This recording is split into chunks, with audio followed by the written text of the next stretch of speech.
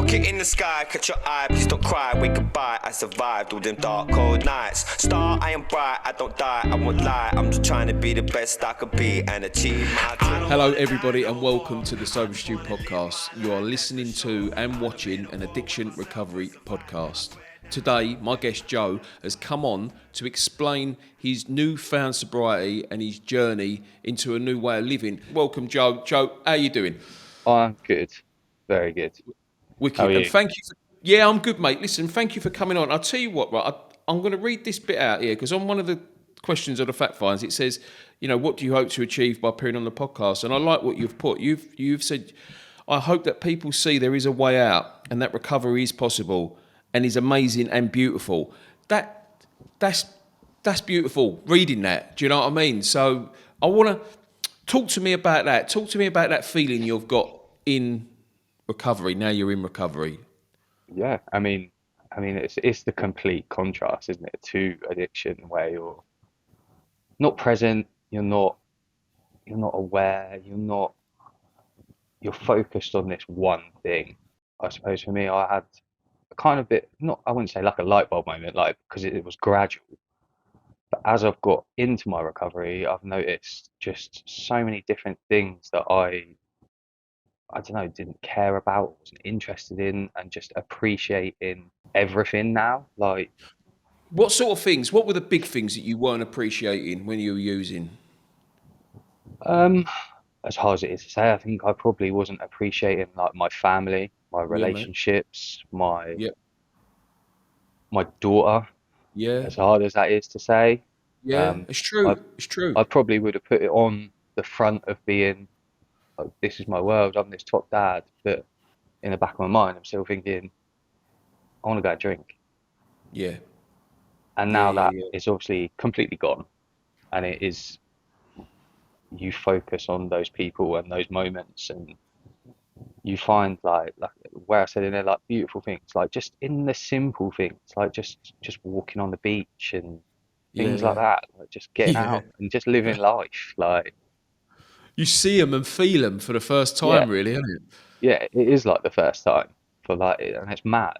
Like, Yeah. Do you know what? When I read your fact find, I looked at it last night again, and your drinking started off fucking heavy from early doors, didn't it? And it didn't let up really. no, no. Let's tell our viewers and listeners how your drinking affected you physically at a young age.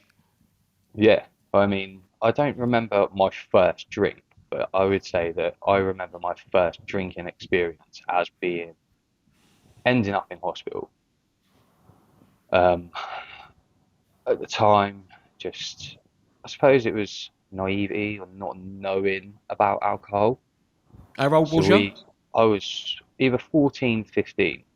Okay, and you ended up in hospital. Yeah. Yeah, yeah. I obviously do not remember a thing. I just remember waking up in the kids' ward the next morning, which, That's even that. You put that in that same sentence. You're waking up in the kids' ward, right? You yeah, don't remember it because you're pissed yeah, yeah, in the kids' ward. Yeah, which is mad. Waking up and just mate. seeing like the dinosaur painted walls Mate, and being yeah. like, where am I? Because the last thing I remember was probably about 6 o'clock the night before, and we bought a litre of vodka and like this size bottle of Coke. So we were just as much vodka as you could kind of get down there, and then just washing the taste out with Coke.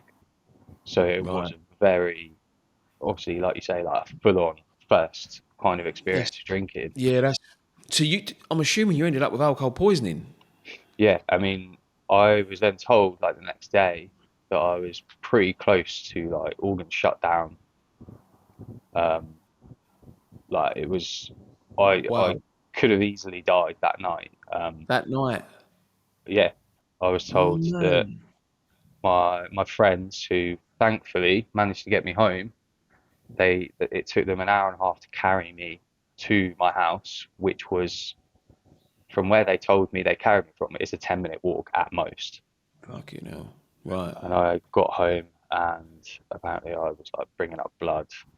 Yeah, yeah. Yeah, so like it was heavy. And I think I put in the fact find, like that should have been a warning sign, massive warning sign like that. I don't think you can get much bigger of a red flag that your Oh, listen, relationship. if you was a normal drinker, yeah, should we say, and you wasn't an addict, that would have been a fucking wake up call. You probably would have never touched alcohol ever again, would you? No, I No. mean, But how long was it before you was drinking again? I think I got grounded for a month. Right. So if she didn't let up and let me out before, it was probably the first night that I was allowed back out. So about a month. About a month, Nearly dying at 14. yeah. And Yeah. then Welcome to my welcome to the addict that I am. Yeah. Fucking powerful, mate. Listen, I laugh, yeah, it ain't funny. And I say no, this a lot on these podcasts. I do laugh because you got to have humour, right? You got yeah, to have humour. But the severity is there and it's real. It is life and death. And we talk about powerlessness in addiction. That's, mate, there. Look at it, what you just said. A month later, after nearly dying, you're drinking. And how was your drinking then a month later? Was it just a little tipple or was you pissed again?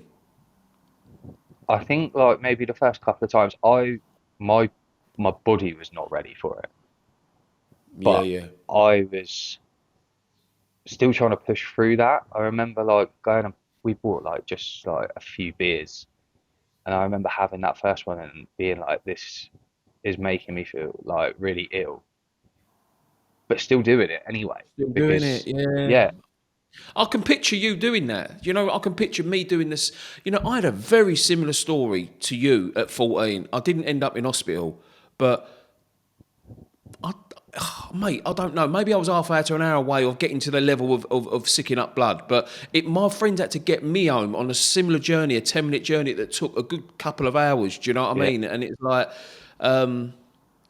bad. Yeah, 14, same age. And yeah, I think because I was doing it again a week later, you know.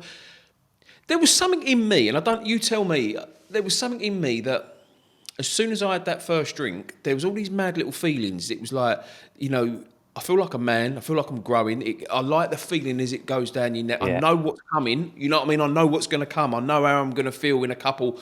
And that's why I want to drink quick because I know yeah, what's coming. That yeah, feeling, you know, the feeling all the time. yeah, massively because I think after that like I think that was it. Like I don't ever remember there being a break after that of me drinking. Like because it was just like I enjoyed it so much. Even after all that had happened, I was still like, and I suppose at that age as well, I kind of wore it as a badge of honor. Like, oh, I drank all this and I did this Hmm. and And that I kind got of through it, and bravado I'm still side of it. going. Yeah, yeah. Yeah. And it, And then when you're in the pub with the older lot, when you're still the young one and you're drinking like a man with them, you know, that you can hold your own. You want to hold your own, didn't you? You want to, I don't know, it's just a false bravado bullshit, isn't it? yeah, yeah, 100%. It's just Yeah. this fake image of being a man, and that's what makes you a man kind of thing was being the bloke that could drink 10, 12 pints a night and That's it. get up and go to At work a the young next day age. and be fine. Yeah. Do you know what, Joe, right? So I want to ask you a question. I don't know what your childhood was like. My childhood was decent. You know what I mean? My childhood was decent. It was from a loving house. It was decent. I wouldn't say it was perfect, but it certainly wasn't fucking terrible. So I use the word decent. But I felt unwell, is what I would describe it now. I felt less than, felt irritable, felt discontented, felt like I shouldn't have been in that family. Just felt uneasy all the time. So much fear running through my body and all that sort of shit. Hated school, blah, blah, blah. Didn't really have a big friend group. Always looked at people that they were bigger and better than me, and I must have been like a low down person. That's how I graded myself, really. What was your childhood like? I would say pretty similar, decent, I would Right. describe it. I was the eldest of four, so um, and my parents split when I was quite young, so it was always like I suppose I was kind of there for the others growing up as well, like helping mum out and stuff like that.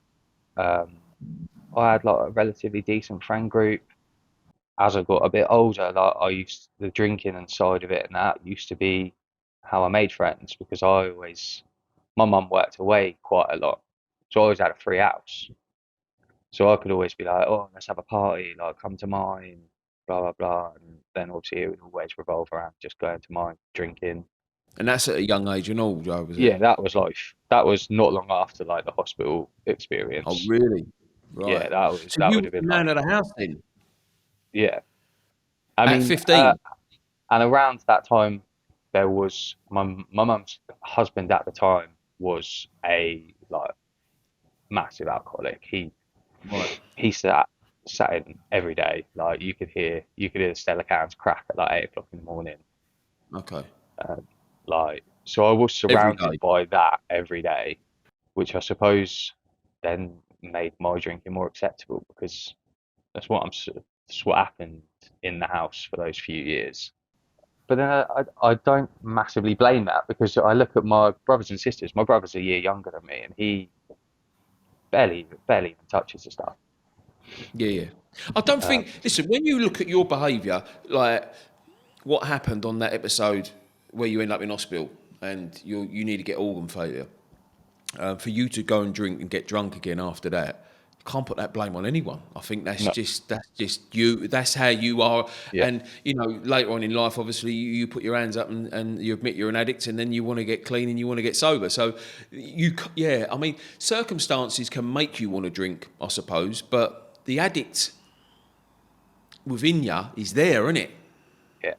I think It's at there. that point he was that was already established, because he was probably already using that because of the situation that was at home. I knew that I could get away with it. I could do that. Yeah. So I would fully lean into it and be like, yeah, So you then go on a journey of alcoholism, like I did, and daily drinking to excess, and using other substances as well. no. Um, Okay. I never, I was around it, but usually when I was drinking, and I was more concerned about where my next drink was coming from. Yeah, yeah, yeah. So like there would be like nights when I've been out with mates and they were like, "Oh, come and do a line." I'm like, "Well, I'm just about to go and get a drink." Yeah, And I was so focused on that next drink that, yeah. Nothing else is important. yeah, and I Yeah. knew that I loved that feeling. I was never really interested in trying anything else, because I knew that I liked this. I knew that I loved this feeling from drinking. Well, I read in your fact find as well, and very similar to me, that you were so focused on your drinking that when you've got your last week before payday, you will eke your money out so you know how many drinks that you can have per day. You won't Yeah, pay for the bus or the train. You will walk. Right, this is me as well. Like this is like the similarities are unreal. And you will buy the cheapest bit of food, whether it's a chocolate bowl, whatever, to last you through the week. And you know what? I lived exactly the same. Probably like I don't even know for how long, but fucking good few years. Like I'll. I would rather have a line of Coke off of somebody in the pub. And then I knew that would take away my hunger, so I didn't have to spend any money that I had in my pocket on food. I could just use it on alcohol. And I thought that was being clever. yeah, yeah. I was exactly the same. I used to, like I said, like it'd get to that last week, and I'm like, I've got a choice here. I'm either gonna have to like take a day off, Yeah. or just not eat, or just like buy the smallest amount I could to to get me through. And I do that all the time. Like I don't know, it was just the organising of your drinking 6, 7 days ahead. That is the grips of alcoholism, man. That's got like the whole of your thought process, the whole of it is around your alcoholism and drinking and getting your drug, isn't it? Because Yeah, listen, I say this a lot, right? But I get annoyed when I keep saying it as well, and I hear it out there in the big world: drugs and alcohol, drugs and alcohol.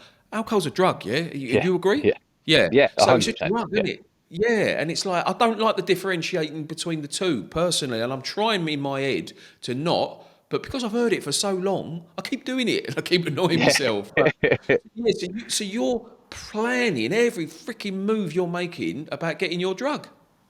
yeah. As soon as I'd wake up, I'd be like, right, where's the next one coming from? But what about when you got paid? In that job, for example, if you think back then, when you got paid, would you plan out your alcohol consumption for the month? See, I couldn't. I'd just go bang and I'd No, like blow it. that would that it would always be a payday weekend. So like that would be a big weekend. That would be I'd go out and blow loads. I wouldn't have the forethinking then to think, right, what about that last week? I'd just be like, no, this is payday weekend. This is where we go out and I absolutely blitz it. Yeah, smash the fuck out of it, and then think Yeah. you're having fun, and you ain't. You really ain't. Oh man. Okay, so tell me about you ended up in the world of being a chef, yeah? Yeah. In was that in pubs? Yeah, in pubs, Okay, restaurants. it's a beautiful place to drink for 12-hour shifts. Is that what happened? Absolutely. I mean, I worked in I dread to think how many different pubs, but it was Right. 10. I worked in pubs for 10 years. Okay, yeah. So, um, Getting loads of sacked different left, right, centre. places. I I wouldn't get sacked as much, but what I would do was I would be so drunk on a shift and I'd be like, do you know what? I've had enough of you lot. And I'd be like, I can get a job tomorrow at another pub because there's so many people looking for chefs. So I'd just walk out. Just go. And Had then I'd enough. wake up the next morning. I'd be like, shit, I don't have a job. Like, Yeah, yeah, I've just, yeah. It's like that self-sabotage, which you've spoken about a lot on it at the minute, and it's like you were doing that every day. yeah, I think it would be the times that would happen would be days when I had like lost control of how much I had drunk that day. Because pubs are so easy to, it was so easy to get hold of drink. Because if I'd say to the waitress, oh, I'm making a peppercorn sauce, I need like 2 shots of brandy. And then like none of that's going in the pan. None of it. It's going straight down my neck. Every day. Yeah, yeah, yeah. I didn't It even know was, brandy was in peppercorn sauce. Actually, I didn't know that. I learned something new every podcast. so yeah, so and like Yeah. loads of stuff. So like, everything you're cooking, you're making a red wine sauce. Well, I need 2 glasses. You only need Yeah, half, yeah. but and it was And so and easy to. I'm assuming, Joe, they don't mind giving that to you either, do they? Sorry. I'm assuming that the pub, the staff, the governor, whoever it is, they don't mind giving you that, and they must know you're drinking it. They must see that you're drinking and all, surely. I always thought I was really good at hiding it, so I don't know. I don't know if people knew. I think there must have been. There's obviously been times when, like I say, that I've lost control of it and I've gone beyond that point, and they've obviously noticed. There must have been. Um, there was some of the places it was so accepted. Like I worked in one pub, and the other chef was just pretty much the same as me, and we had the fire exit at the back door, so we could go and have a fag. And at the end of the alleyway there was a little off license, so we used to sneak out the back door, go and grab 4 cans out in the storeroom, and like the two bosses came in one day and they tidied up the storeroom, and they must have come out with about 2, 3 bin bags worth of empty cans, but like nothing was really said. Nothing was It said. was just No. it was just taken away. And then Yeah. so then I suppose for us too, it was like, well, there's no repercussions for this. It's a strange one, right? Because I'm just picturing in that now, and then people bringing in them black bags of cans and that. So if them people are you or a me who's now in recovery, you would have them bags in your hand, right? And you'd be thinking, that poor fucker there's in pain, right? Yeah, And you'd want to reach out and help, wouldn't you? And yeah, and it was just made me think how sad that is to see them two black bags, because like that represents fucking agony to me. yeah, Do you know what I mean? Horrible, isn't it? yeah. I mean, like the amount that was there just for us to get through our work day, like Yeah, it yeah, wasn't it's mad. it wasn't like we were partying back there. It was literally like that was just us Cooking. getting through our days. Right. Like, Well, tell me, and tell our viewers and listeners, what happened for you to get sober? Where did you know, like, not everyone has a rock bottom, yeah, but I'm No, assuming from the way you drunk, you had a rock bottom. yeah, I hit my rock bottom. I had, uh, I suppose, prior to my rock bottom, about 6, 7 months before that, I split with like a long-term partner. We'd been together for 14 years or so. Jesus, 14 Uh, years. So she see all your alcoholism. Not all of it. I mean, she would see the stuff that I didn't hide well, but obviously, like in the house that we were living in, I had my hiding spots and my little where I'd put my drink, and I knew her routine and when I could drink around that and stuff like that. So there's probably still stuff that she isn't aware of now. Like, Joe, that's exhausting. I'm putting myself in your mind how you was living for them years, man. That's hard. yeah, All yeah. I that mean, planning every day. yeah, every day. I mean, I remember times just being like hiding shit in the bins outside. And then I'm like, right, I'll put this in the bin before I go out. And then when I go out for a fag, Yeah. I know she's not going to follow me out for a fag because she doesn't smoke. So I can nip down there and get a little Wow. top up until Yeah. she's gone to bed, or Yeah. because, That's alcoholism, man, isn't it? That's heavy duty alcoholism. yeah, And do you know what? That behaviour, because it's deceitful, it's dishonest behaviour. That creates a whole world of anxiety living like that, doesn't it? yeah, Hello, guys. Hope you're enjoying this week's episode. Just a quick break here. I want to ask you a big favour. If you are enjoying the show, enjoying the episode, enjoying the podcast, can you please subscribe, please like, please share? I just want to let you know how important that is. The bigger this channel gets, the more people that see it, means that we can affect people's sobriety in a positive way, their addiction recovery. We might change a life, we might save a life. Enjoy the rest of the episode. Thank you. I mean, I remember times like having, like when she'd be near, like where I've hidden something, and I'm sat there and I can feel my heart like pounding. Yeah, yeah, yeah, yeah. 'Cause I'm like, she's gonna find it, she's gonna know, and then I've got to explain why it's there, and then I've almost got to admit like the problem that I have, that I know I have. Yeah, man. Listen, so what was the rock bottom? Where did we So go? yeah, so we then obviously split 6, 7 months before that, and then that then left me. I was on my own. There's no one to monitor what I'm drinking, when I'm drinking, how much I'm drinking. So that then just becomes like a free for all for me. Yeah. I'm like, well, there's no one here. It doesn't matter. I'll pull the curtains. No one's going to see me. I can sit Yeah. in here and drink as much as I like until I pass out. Did you stop working as well? No, I was still working. Um, Usually still while like intoxicated. Like Yeah. that was another thing that I'd plan. I'd be like, well, I know I'm going to work at 12, so I'm like, right, if I go get the 11 o'clock bus, that gives me enough time to nip to the shop, buy a small bottle of vodka, pour it into a Coke bottle or something, and then I've got something to keep me through my shift. I was only working part time, so it wasn't a lot. Um, but it was getting, like I say, like it was a free for all. So I was just shoveling as much down me as I could. Um, like, And can I ask you a question as well? In the mornings when you woke up, would you be shaking before you have a drink? oh, like I Bad.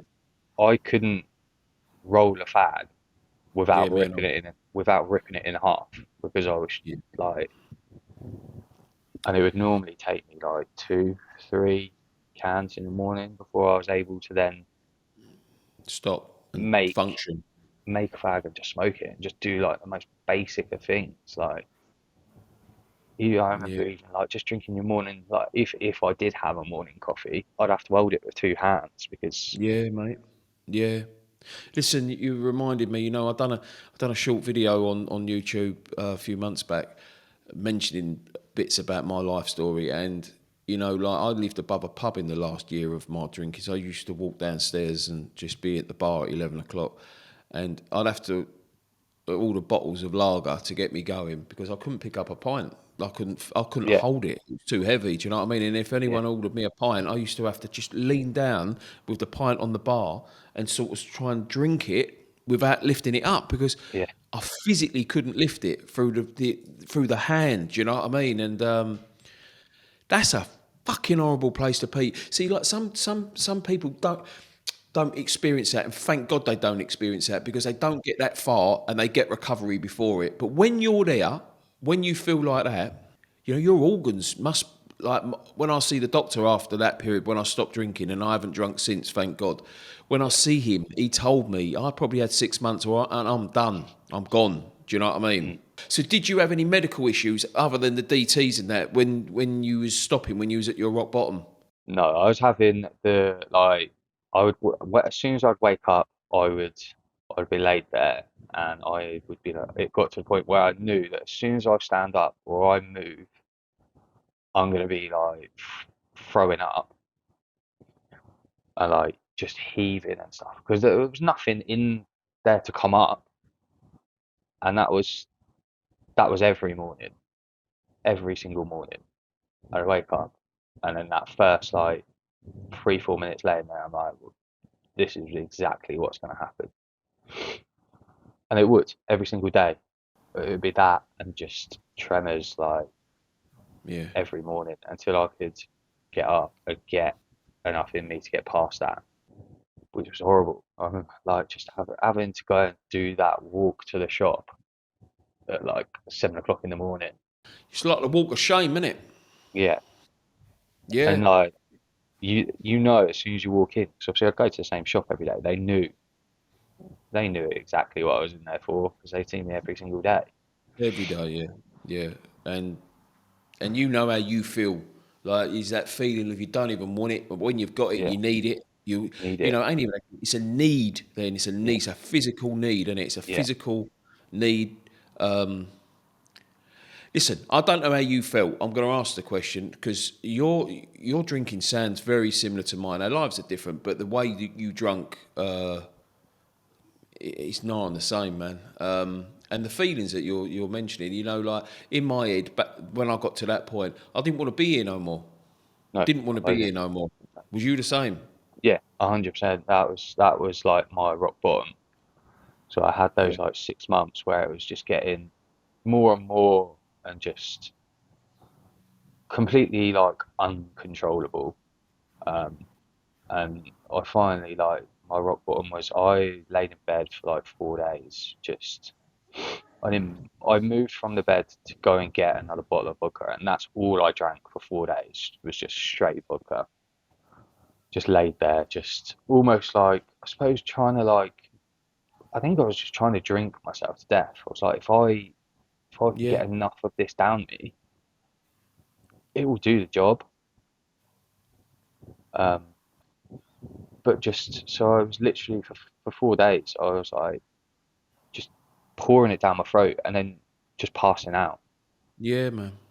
And then being sick when you wake up, and then waking up being sick and just doing the exact doing same it thing again. again, just Soil in the over and bed. 'Cause over. listen, I'll be honest. I've done that. I've done that many times. Yeah, I Piss haven't. in the bed, all that. Do you know what I mean? I was like, I remember just sitting there thinking like I've got high beams here, and I'm like, I could like hang myself off there. Like the suicidal thoughts, those 4 days were just constant. I was like, where can I go and get enough tablets? Where can I, how, like, because this drinking isn't working. And then I must have had like just a moment in there, after those 4 days where I was like, I need to phone someone like this. I need help. Like I can't keep doing this. It was just an absolute cry of help. Like so I just phoned. I phoned my mum. Okay. Luckily, she picked up because I don't know what would have happened if she hadn't. Yeah, yeah. Um, because I knew that she knew about professional services where I could go speak to someone who would be able to help me. Is that because of a fella that she was with when you was Yeah, younger? yeah, yeah, yeah. Right. So I knew that she had taken him to like the local, like I didn't even know at the time. I didn't even know who they were, or I had no clue on it. Okay. And I knew that I needed someone to just come and get me out of here and get me to someone that could could help me. Yeah, fucking despair, mate. Like Yeah, that's rock bottom. just Yeah. complete hopelessness of like, Yeah, man. Yeah. Yeah. I'm feeling it. I'm feeling it sitting here with you talking. I'm feeling. Do you know what I mean? That you've brought all them feelings back, and then they're real. yeah, And you know what? Maybe they needed to be felt because that's the fucking truth. What happened? yeah, That's the reality, isn't it? You know, you can't. yeah. This ain't a game. No, I mean, like I say, like I 100% had to get to that point. I think. Um, I don't, I don't think there was any other way that I would have changed other than getting to that point, because I feel like I was aware before it that I had a problem. Wouldn't have accepted it was a problem to the point of what it was. But yeah, How long ago was that, Joe? that was, well, 502 days ago now. So Okay. just over 16 months now.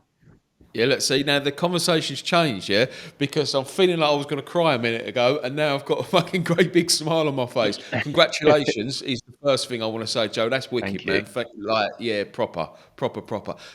From where you've just explained to me and to everyone else where you've come from to saying those words, that's fucking Yeah, powerful.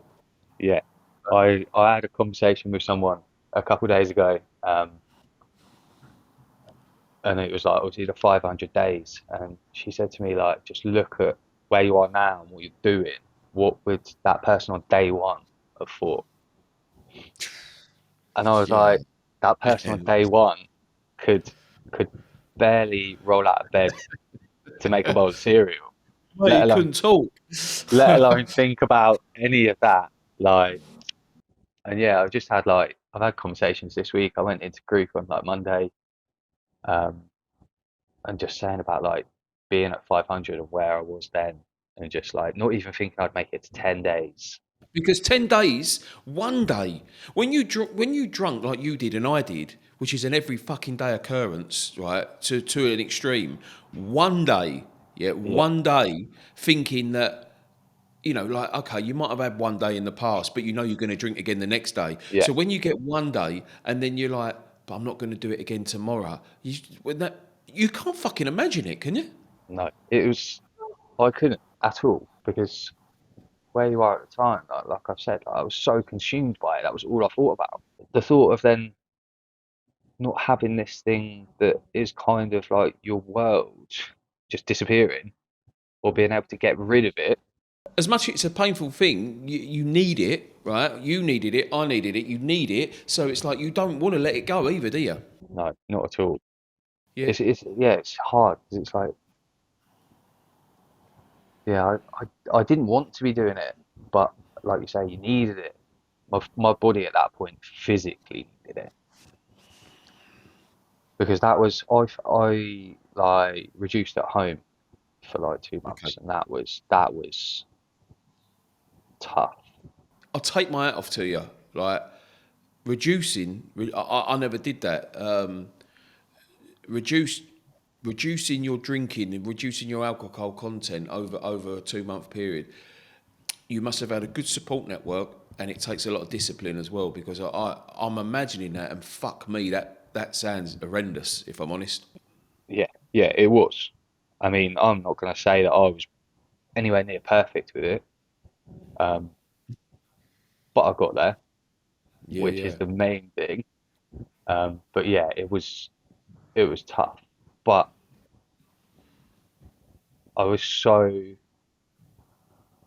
done with it, and it was so hard being like, I don't want to do this, but your body's crying out for it, and then finding that line of just drinking to symptoms, and then not then deciding to go push that fuck it button and just Yeah.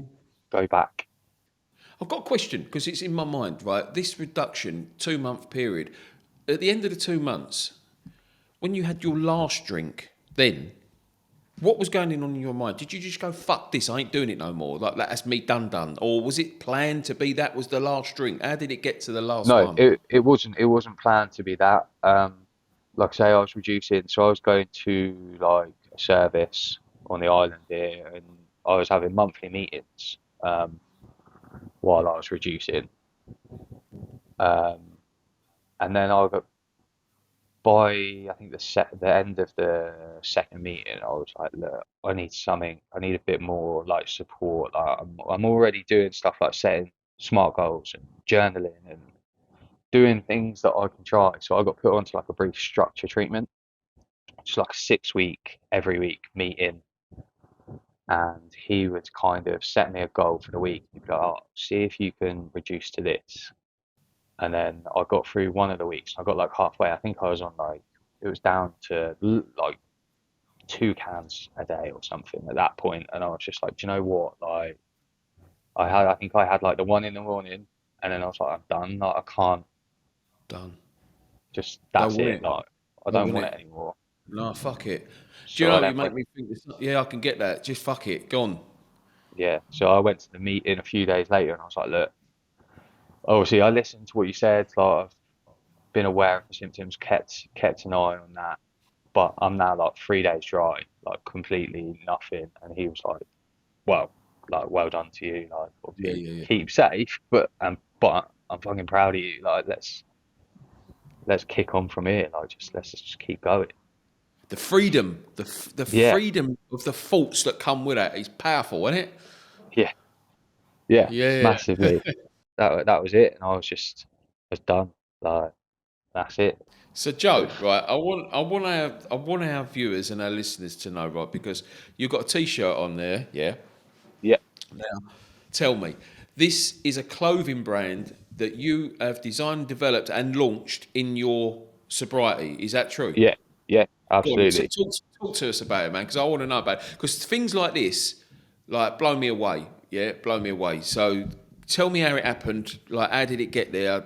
You know, what's going on with it? That sort of thing. In the past, I've worked for like in fashion, like and retail and stuff, like many years ago, way before chefing and that. It was something that I was always interested in. Um, and then, so it's always been like a thought in the back of my head. And then I started it, I'd say about 6 months ago. Okay.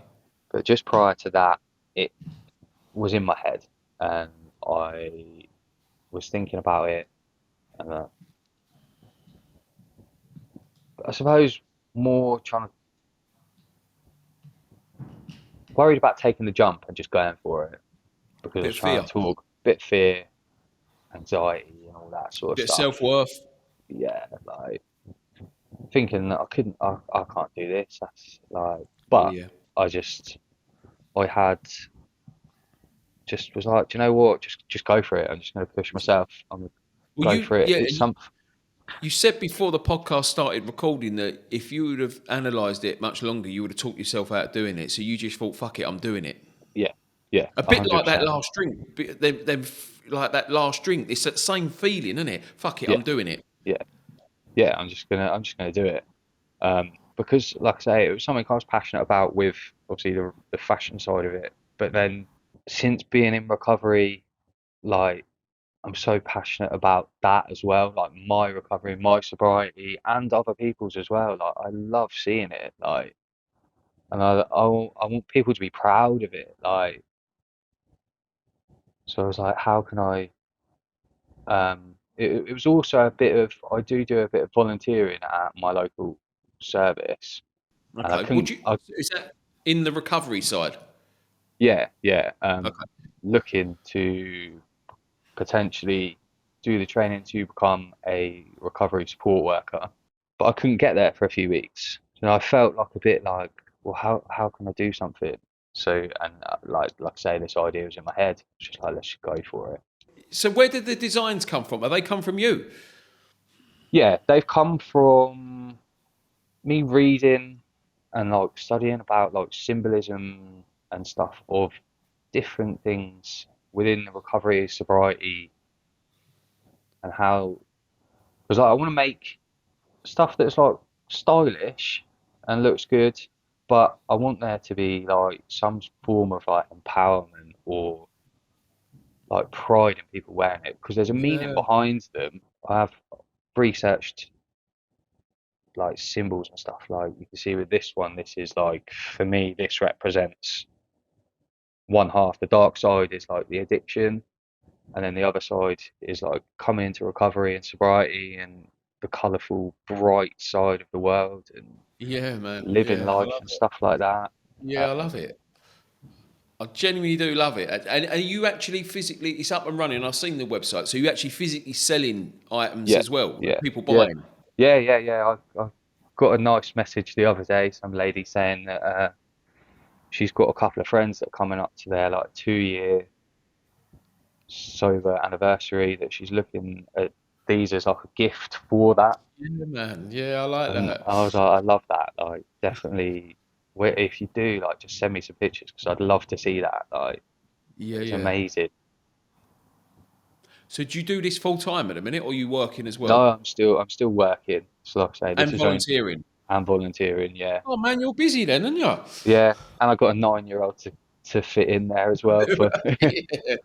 for half the week as well. So Yeah. yeah, Half the many week. I love half. that, man. I love that. That after week comment there is massive because that shows me that you're taking your parenting responsibilities to the T, Yeah, proper. absolutely. I used to have them more, but yeah, it's 50-50, which I wouldn't want any less. I mean, even like this morning, just doing like school runs. I love it. Love it. Just Yeah, me and all. I wouldn't have it any other way. I can see the smile in your face, Joe. You know, like when you know, I think we spoke before we started recording about the simple things in life. You know, talking about even like you. I think you said even like a walk along the beach or whatever. But that look in your eyes, then just doing the school run, that's fucking beautiful, Yeah, isn't yeah. it? Well, I mean, she. I know everyone says about like their whys and stuff. Like, obviously, she is my biggest why, and Mm. she also gave me the. I had a moment early on in recovery with her. I took quite a big risk with my recovery early on. I'd already booked like a holiday, like all inclusive holiday before all of my rock bottom getting into sobriety, recovery, and all of that started.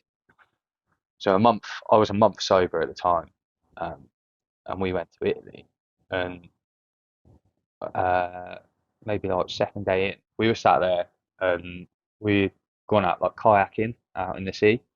We were just sat there like sunbathing, and she actually turned to me and she went, "Dad, it's really nice spending time with you without you drinking beer."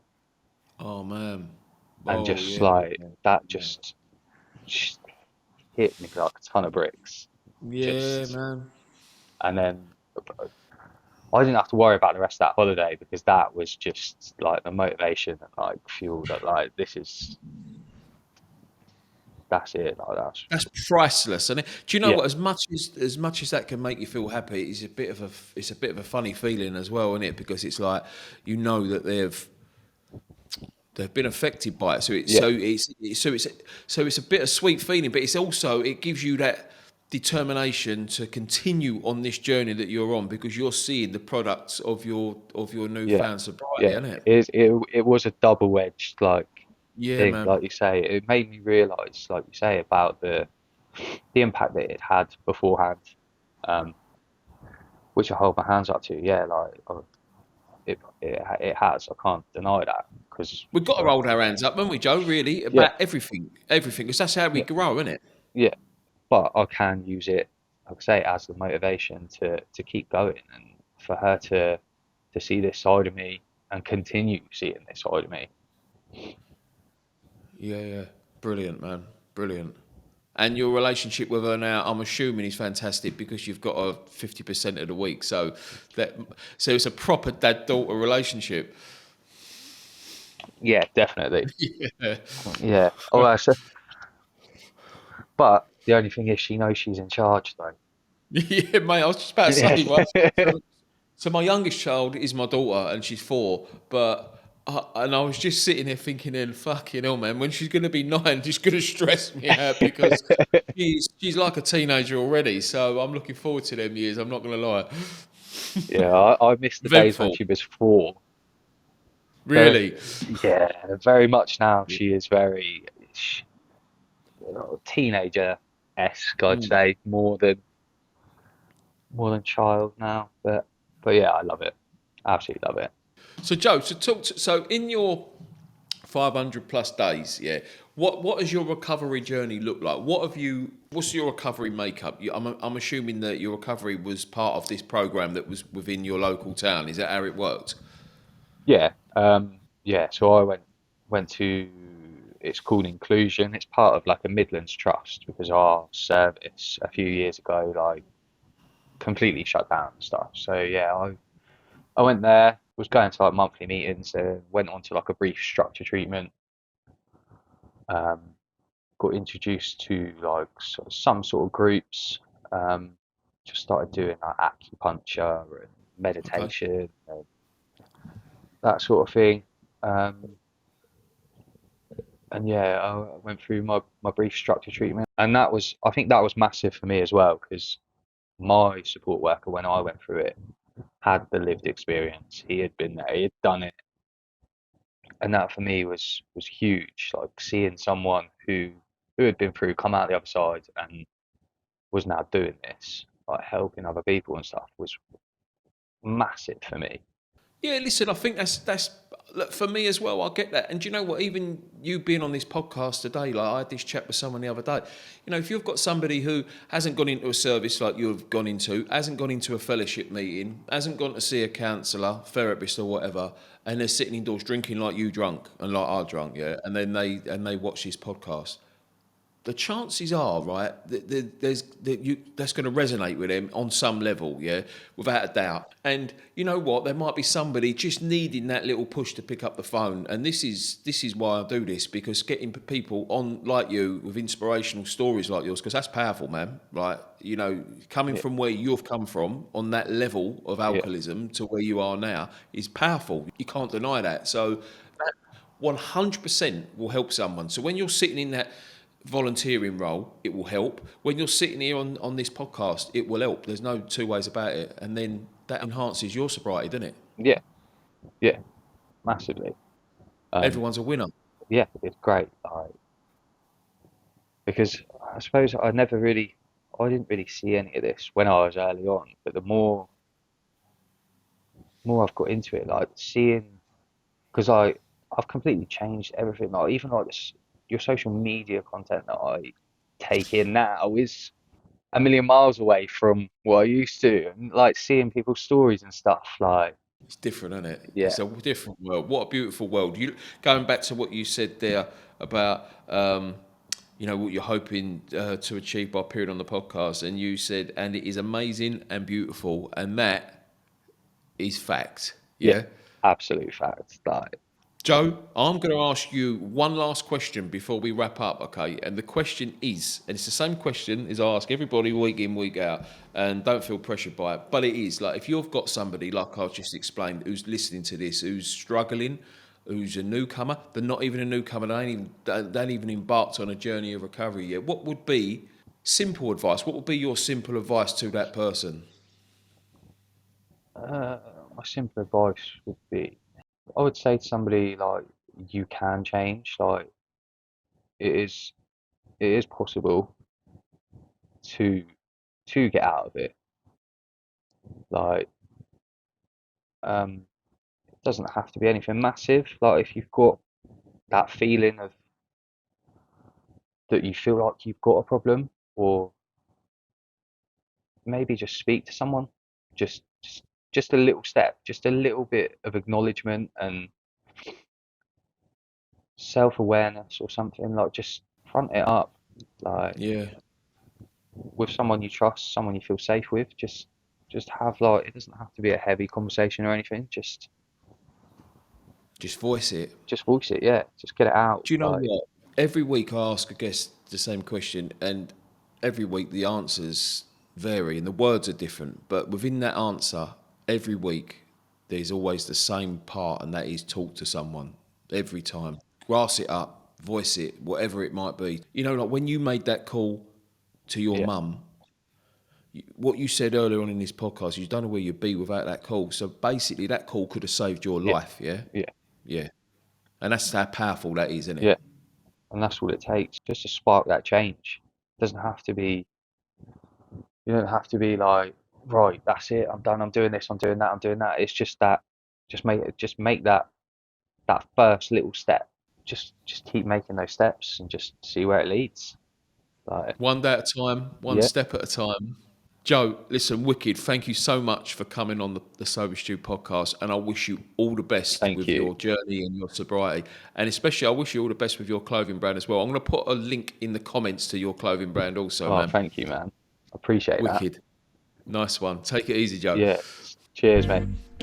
Guys, I hope you're enjoying the Sober Stew podcast and the episode today. Listen, I'm asking for a massive favour here. If you like the show, you like the podcast, and you feel like you're getting relevant content from it, please like and subscribe and share the channel, yeah? The way I see this is the more people know about this channel, the more chance we've got of spreading the message of recovery. And that might change one person's life. And if we do, that's enough. But let's look at it in a different way. If we save one person's life, that's massive. Please like, share, subscribe. God bless. Be the best I could be and achieve my dreams. They ain't really been where I've been. They ain't seen what I seen. They ain't felt what I felt. And the smartest thing I done was reach out for help. Now I'm flying by myself.